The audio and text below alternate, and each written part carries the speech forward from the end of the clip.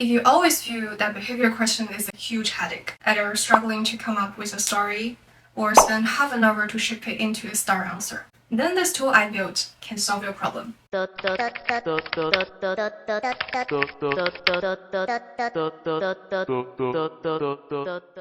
Imagine this. Emma recently tackled a very challenging project and won praise from all corners. Now on Friday night, she was thinking, well, this could be a perfect BQ story, but I'm heading out to a party. So she didn't write it down. And 3 months later, when she jumped back into the job market, she totally forgot about the details of that experience.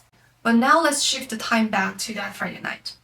She opened a GPT agent called BQ Star, typed in some draft thoughts, and the agent did the rest for her. She copy-pasted the polished answer onto her BQ database in Notion. Before her next interview, she already got 30 plus BQ stories, each one of them beautifully laid out. BQ Star also tells Emma what type of the BQ questions that this experience can fit into. And if you want to highlight a specific competency, no matter if it's a hard skill or a soft skill, no problem at all. As you can tell, this AI agent is rooted in a very specific use case and our day-to-day workflow. I wanted to combine the potential of building a GPT agent with the concept of constructing your second brain with some tools like Notion for the long haul. Key value proposition for this little product, it saves a lot of time. And it nudges you to develop this habit of collecting your BQ stories to make you a more competent interviewee. I would rate it a 7 out of 10, far from perfection. First of all, you need to be a GPT-4 user. And secondly, sometimes it's due to AI. If you don't want to screw up your interview, you have to understand it and share it in your own words. Having said that, what it delivers now is impressive enough. Some of my biggest takeaway about this.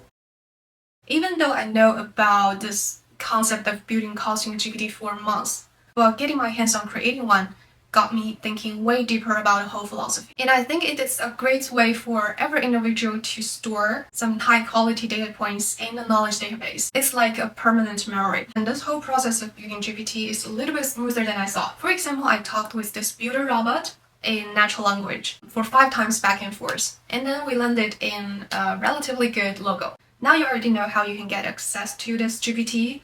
And if you have any feedback to improve this product, please let me know.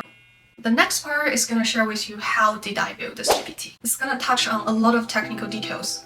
But if you're interested in knowing the underlying methodology, or if you want to build your own GPT at some point, then it might be helpful. Most crucial parts are instructions and knowledge base. Instruction is simply the prompting layer to define what task you want it to deliver. It's like talking to a 10-year-old kid what behavior and thinking pattern you want him to have.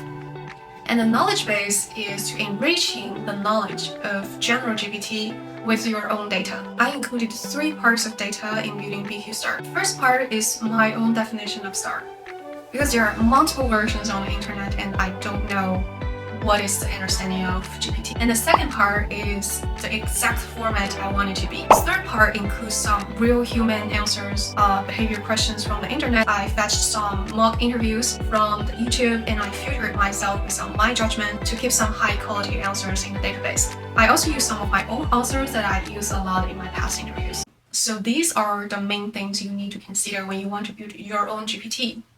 And I am particularly interested in the lower level mechanism of knowledge base. I haven't been able to find OpenAI analysis anywhere what specific RAG approach they are using, but following some basic principles of RAG, they will embed a test in all the files you uploaded to your knowledge base, vectorize them. Then, whenever you talk to the agent, it will analyze your question, fetch the most relevant chunks of data, and then it feed it together with the instruction prompt and generate a more informative answer. It's easy to tell that GPT doesn't simply put everything from knowledge base together with the prompt, because they have a significantly different size limit. I also noticed that GPT has some obstacles in learning the narratives from knowledge database. Even though it can fetch some factual information really accurately, when I ask some similar questions that I already recorded in the database, it can answer sometimes exactly the same story, but it struggles to learn the tones, the human verbal tones, similar to what is in the knowledge base. So my hypothesis is that this knowledge base is better used for learning some factual things. Probably a better way is to do fine-tuning